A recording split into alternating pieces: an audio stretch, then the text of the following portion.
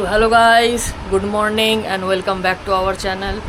Good morning তাও আমি বলি, বাট আজকে অনেকটাই লেট হয়ে গেছে ভিডিও ব্লগ শ্যুট করছি আমি, তার কারণ আমি উঠেছি অনেক তাড়াতাড়ি।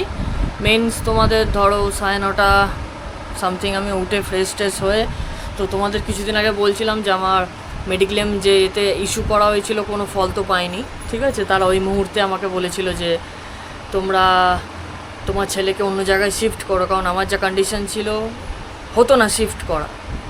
তো আজকে তারা এসেছিলো, এসে এই যে দেখতে পাচ্ছ সব ডকুমেন্টস, এই যে সব এইখানে রাখা, এটা আমার মায়ের, এটা আমার। তো আমার মায়ের যখন ক্লেম করা হয়েছিল ইনকোয়ারি করে এসে তারপর তো যা হয় অ্যাজ ইউজুয়াল কিছু পাওয়া যায়নি। তো এইবারেও সেম, ওরা এখন বলছে যে মানে যেরকম হয় চেষ্টা করবে, তার কোনো মানে কী বলবো যাকে, কোনো মানে একটা এক্স্যাক্ট কোনো নেই যে ওরা পারবে কি পারবে না, ঠিক আছে। যেহেতু ম্যানেজারকে গিয়ে আমি সেদিন বলেছিলাম, তো সেই থ্রুতে ওরা এসে একটা দেখানোর ব্যাপার।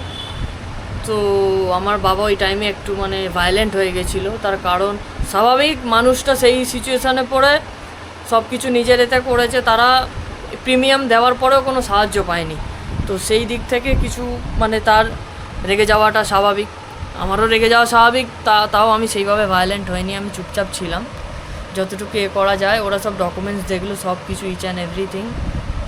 একটা কি ফাইনাল বিলের কথা বলছিল, দেখছি সেটা যদি নার্সিংহোম থেকে বার করা যায়, আমার বাবা যদি চেষ্টা করে। বা মেন কথা হচ্ছে এই জিনিসগুলো কাজ করার দায়িত্ব হচ্ছে ওদের, তাও ওরা বলছে যে আপনি একটু করে যদি জোর দিয়ে বার করে, সে দেখা যাবে সময়ের সাথে সাথে। বাট এখন আপাতত সেই জিনিসটা মনে হয় না করতে পারবো না। তার একটাই কারণ আমি তো এখন মানে সুস্থ নই, যেহেতু আমার এটা হয়ে গেছে। আর তার থেকে বড় কথা অনেকটা লেট হয়ে গেছে। এই জিনিসটা যদি মিনিমাম 1 মাস আগেও চেষ্টা করা যেত তখন হয়ে যেত। মুদ্রা কথা, যখন আমরা জিজ্ঞাসা করেছিলাম তখন খুব বাজে বিহেভ করেছিল আমাদের সাথে, যে আপনারা অন্য জায়গায় শিফট করুন। আরে ভাই, ওই সিচুয়েশানে কি কাউকে, তোমরাই বলো, ওই সিচুয়েশানে নিশ্চয়ই শিফট করা যায় না, তাই না? তার কারণ ওই রকম একটা পরিস্থিতিতে মানে যতই যার ফাইন্যান্সিয়ালি ঠিক থাকুক, সবই থাকুক, ওইরকম অবস্থাতে যদি আমাকে ওই জায়গা থেকে 10 বার নাড়াঘাটা করাতো, আমার পায়ের এমনই কন্ডিশন হয়ে যেত লাস্ট পর্যন্ত। ওদের ওই একটা কাজের চক্করে আমাকে হয়তো আমার পাটাই বাদ দিয়ে দিতে হতো, এমনই পরিস্থিতি তৈরি হতো। বাট সেই দিক থেকে আমার বাবা করতে দেয়নি, ঠিক আছে। যতটা পেরেছি যা নিজে করেছে। তো এখন এন্ড অফ দ্য টাইমে এসে এইটা আর মনে হয় না কিছু করা যাবে বলে, যতটুকু মনে হয়। ওই জন্য ওই মেডিক্লেমটাকে মানে বন্ধ করে অন্য জায়গায় শিফট করার চিন্তাভাবনা আমার বাবা করেছে। তার আগে আমার বাবা যা রেগে রয়েছে, মনে হয় বাজাজের এগেনস্টে কোনো কেস বেস করতে পারে আমার বাবা। তার কারণ সব কিছু দিয়ে, প্রিমিয়াম দিয়ে, মানে টাইমে প্রিমিয়াম জমা দিয়ে সব কিছু করেও যদি আমি বেনিফিট না পাই, তাহলে আমার জায়গায় যদি আজ তোমরা থাকতে নিশ্চয়ই তোমরাও ঠিক সেম টু সেম কাজটাই করতে, ঠিক আছে। তো আজ এমনি পুরো মাথা ঘেঁটে, পুরো মানে কী বল, মাথা ঠিক নেই সকাল থেকেই, ঠিক আছে। ঘুম থেকে উঠেই এইসব চলছে, ঠিক মানে হিউজ ডকুমেন্টস বার করা হয়েছে, মানে যে জায়গায় যে আমার খরচা হয়েছে, বিল বলো বা ইচ অ্যান্ড এভরিথিং, ঠিক আছে। তো সব কিছু জিনিসই প্রায় করার চেষ্টা করা হয়েছে। ওই টাইমে আমি ব্লগ বানাতে পারতাম, বাট আমার বাবা যেভাবে ভায়োলেন্ট হয়েছিল আমি বানাইনি ইচ্ছা করে, ঠিক আছে। কী বলতে কী মুখ থেকে বেরিয়ে যাবে, ঠিক আছে। ভালো মানুষও একটা টাইমের পর জিনিসপত্র দেওয়ার পর হেল্প না পাওয়া গেলে যে কেউ রেগে যাবে, এটা তোমরাও আশা করছি এগ্রি করবে।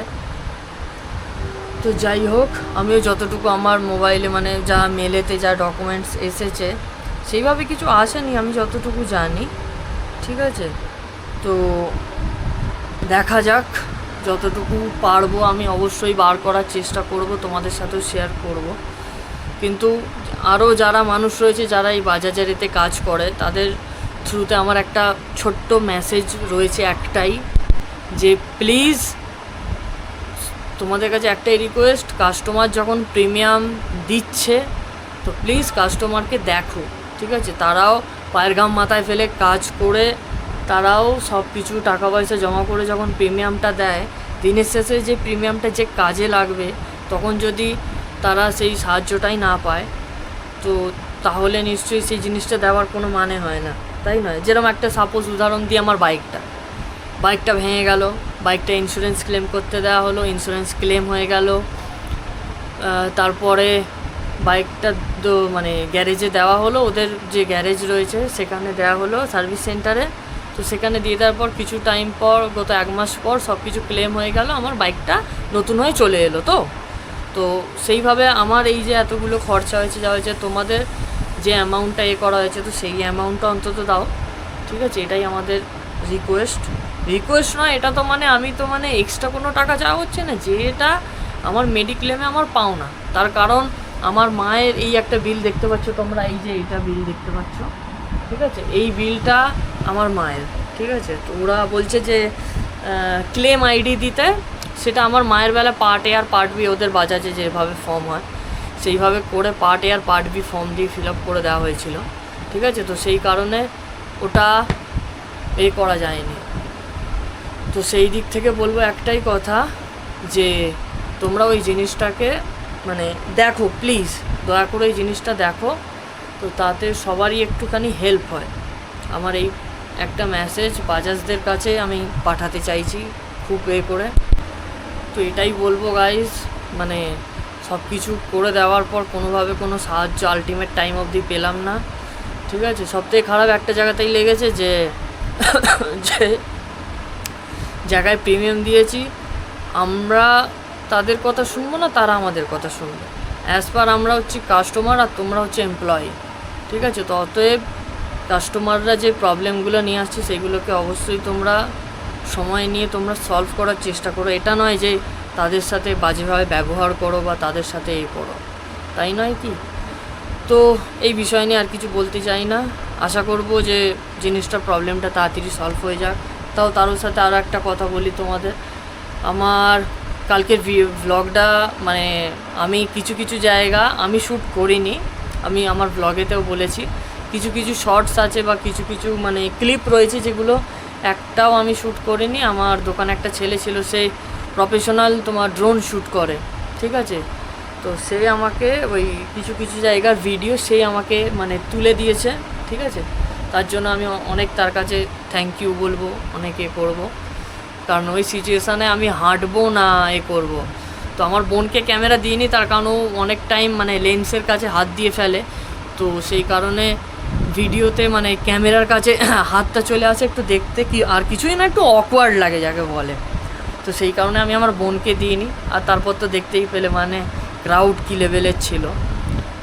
তো প্রায় অনেক দিন পর গেছি, আমারও ভালো লেগেছে। আর অনেক লোক যারা রয়েছে যারা জানেও না যে আমার এরকম অ্যাক্সিডেন্ট হয়েছে, তারাও আমার সাথে কিছুক্ষণ কথা বললো, তোমরা তো সবাই দেখতেই পেলে।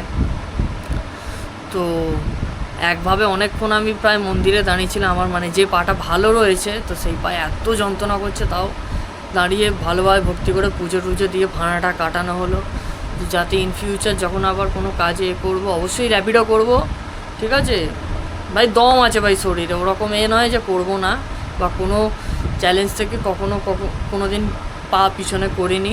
পা ভেঙে গেছে তো কী হয়েছে, আবার পা ঠিক হবে, আবার মাঠে নামবো, আবার খেলবো, আবার সব হয়ে যাবে। তো চলো, আপাতত এখন বসে রয়েছি, প্রায় অনেকটাই টাইম হয়ে গেছে, এখন বাজে হচ্ছে 11:40 বাজে ঘড়ির কাঁটায়। এখন কিছুক্ষণ এই ডকুমেন্টসগুলো সব ছড়িয়ে ছিটিয়ে রয়েছে, এগুলোকে সব আবার এক জায়গায় করা যাক, এক জায়গায় করে দেন তারপর আমার মা ওই ঘরেতে গেছে। তারপর একটু আমার মায়ের দেখছি যদি এমপ্লয় আইডিটা বার করতে পারি, যদি 0.01%ও চান্স থাকে যে মায়ের ওই ক্লেমটা যদি পাই, তাহলে অনেকটা থ্যাঙ্কফুল হবো। তার কারণ আমার কিছু করা হয়নি আর আমার মায়ের সব কিছু করা হয়েছে, তারপরেও বাড়িতে ইনকোয়ারি করতে এসে আমার মায়ের কিছু পাওয়া যায়নি। মানে পাওয়া যায়নি মিনস হচ্ছে ওরা ওদিক থেকে কিছু অ্যামাউন্ট আমাদেরকে পাঠানো হয়নি, রিম্বার্সমেন্টে কাজ হয়েছিল। তো সেই দিক থেকে যদি 1%ও চেষ্টা থাকে, আমি অবশ্যই চেষ্টা করব সেটাকে করার জন্য, যদি কিছু ক্লেম পাওয়া যায়। তো চলো আপাতত ওটাকে খুঁজি। তো এই জাস্ট চান কমপ্লিট করলাম, আমি চান করে এখন মানে এসিটা অন করে সুইচ দিয়ে বসে রয়েছি। আমার মা ওই ঘরে গেছে খাবার বাড়তে, খাবার বেড়ে আসবে। তার আগে কী হয়েছে বল? ও আচ্ছা, আমার বোন জল দিতে এসেছে, ঠিক আছে। ওই এটা হ্যাঁ আমি খাবো, এর সাথে দিয়ে যেতে বললি, ভাতের সাথে। কি ফেললি রে? দেখ ভেঙে না যায়। ভাঙেনি তো? দেখ ঠিক করে। ঠিক আছে।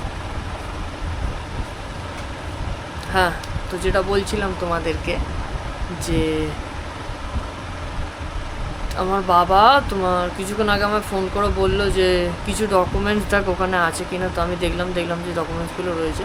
মেইন যে কথাটা, আমার বাবা আমাকে বললো পুলিশ স্টেশনে, মানে যে পুলিশটা আমার ডকুমেন্টসগুলো কিছুদিন আগে নিল, তাকে একবার ফোন করতে বললো, যে জিজ্ঞেস করতে যে আমার এটার কিছু কি আপডেট হলো। বাট ফোন করেছি সেই স্যারকে, তিনি হয়তো কাজে ব্যস্ত আছেন।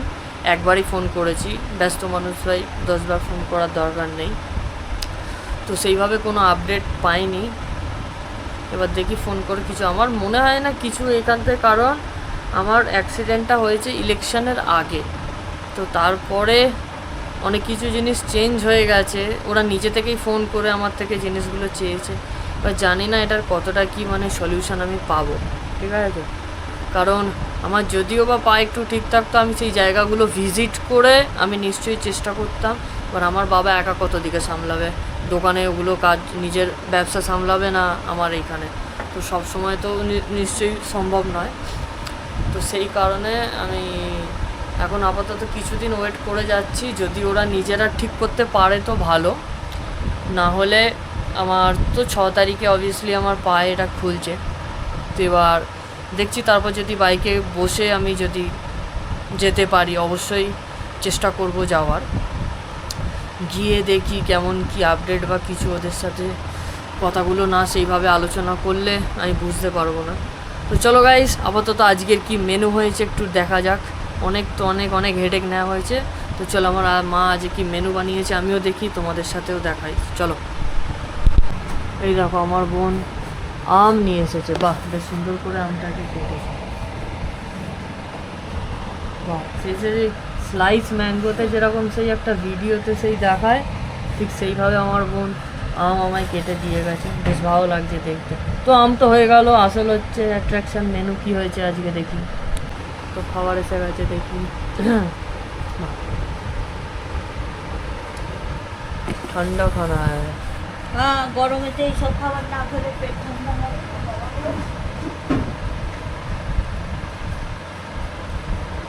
ঠিক আছে, ওটাকে ওর উপর রাখো, আর চেয়ারটা একটু আমায় এগিয়ে দাও। আমের চাটনি দেবো? না, আমের চাটনি খাবো না। এই তো এত ভর্তি আম দিয়ে গেছে, এটা খাবো, আবার আমের চাটনি আলাদা করে খেতে হবে না। থাক, জলের বোতল দে মাম্মু। জলের বোতলটা এখান থেকে বার কর। হ্যাঁ, জলের বোতলটা এখানে দে। সো আমার খাবার দাবার সব দিয়ে দিয়েছে মা। তো এই জাস্ট আমাকে পুলিশ স্টেশন থেকে ফোন করেছিল ওই স্যারটা। তো বলছেন যে টোল ট্যাক্সে, মানে টোল প্লাজা যেখানে রয়েছে, তো সেখানে নাকি ক্যামেরা নেই না, সেখানে ক্যামেরার ভিজুয়ালিটিতে নাকি মানে যে গাড়ির যে 4 চাকাটা রয়েছে, 4 চাকা বলছি সরি, যে গাড়িটা রয়েছে তার নাম্বার প্লেটটা কোনোভাবে মানে ভিজুয়াল করতে পারেনি ওরা। তো সেই কারণে ওরা নাকি কোনো ক্লিয়ারিটি বুঝতে পারছে না যে ওটা কী করবে। তো সেই দিক থেকে ওরা আমাকে বলছে যে আপনার গার্জেনকে বলুন, আপনার যে মানে যেখানে আপনি সাবমিট হয়েছিলেন নার্সিংহোমে, সেইখানের কিছু যদি ডকুমেন্টস আমাদেরকে এসে দিয়ে যায় তো একটু হেল্প হয়। তো দেখছি আজকে বাবাকে এলে এই কথাটা বলতে হয় বাবাকে, যে যে ডকুমেন্টসগুলো আমার রয়েছে, মানে এইখানে যেগুলো রাখা রয়েছে, সেগুলো যদি আমার বাবা একটু ওদের হাতে তুলে দেয়, তাতে যদি আর একটু ওরা মানে করতে পারে, কি পারে জানি না ভাই। মনে হয় যা শুনলাম ওদের মুখে, মনে হয় না কোনো রকম কোনো সলিউশন পাবো বলে। তা যাই হোক, দেখা যাক কোনোভাবে কোনো মানে যা কথাবার্তা যা টোনেতে শুনলাম, কোনোভাবে যেন ওদের সলিউশন কিছুটা ক্ষেত্রে, মানে যেভাবে কথা বলছে বোঝা যাচ্ছে না যে ঠিক হতেও পারে বা নাও হতে পারে। তো আপাতত আগে বাবার সাথে আলোচনা করি, বাবা এলে তারপর দেখি কী করা যায়। এখন আর আমার কাজ নেই, খাবো, খেয়ে দেন একটু রেস্ট করি। তো গাইস, এই জাস্ট আমি ঘুম থেকে উঠলাম। তো দুপুরবেলা একটা ঘটনা হয়েছে তোমাদেরকে বলি। ওই যে বাজাজের যে লোকটা এসেছিল, সেই লোকটা আসবার পরে মানে কি বলবো, ও যে জিনিসগুলো চেয়েছিল আমরা সব দিলাম, বাট ওর তো ওটা নিয়ে হবে না, ওর আরও এক্সট্রা জিনিস চাই। তো আমার বাবা অতিরিক্ত রেগে গেছে, ব্রাঞ্চ ম্যানেজারের সাথেও কথা হয়েছে। সরি। তো ব্রাঞ্চ ম্যানেজারও সেই সেম এক কথা, আপনারা এনে দিন আমরা তারপর দেখব। মানে সবই যদি আমরাই করে দিই তাহলে তোরা কি কারণের জন্য মানে চেয়ারে বসেছিস, ঠিক আছে? এত পড়াশোনা করে করে তোরা তাহলে কি কাজে লাগলি আমার? তো আমার বাবা মনে হয় ওই বাজাজ যে মানে কোম্পানি রয়েছে তার এগেনস্টে মনে হয় আমার বাবা কেস করে দিয়েছে বা করবে, তার কারণ কোনো অ্যাকশান তো ওরা নেয়নি। তো সেই দিক থেকে এটা করা ছাড়া কোনো উপায় নেই। তো আরও যা হয় আপাতত এইটুকুই খবর পেলাম, তার কারণ আমার বাবা আমার সামনে বসেই ওটা করেছে। তো অতএব তারপর আমার বাবা আমাকে সেইভাবে কিছু ডিটেলস তো জানায়নি, যদি জানায় অবশ্যই আমি সেই ডিটেলস তোমাদের সাথে আবারও শেয়ার করব। তো বন্ধুরা, আজ আর বেশি কিছু করছি না, আজকের ভ্লগ এইখানেই শেষ করছি। তো আমার যদি ভ্লগ তোমাদের ভালো লেগে থাকে অবশ্যই আমার চ্যানেলটাকে লাইক শেয়ার অ্যান্ড সাবস্ক্রাইব করে দিও। আজকের মতো বিদায় নিই। Till then tata and bye by.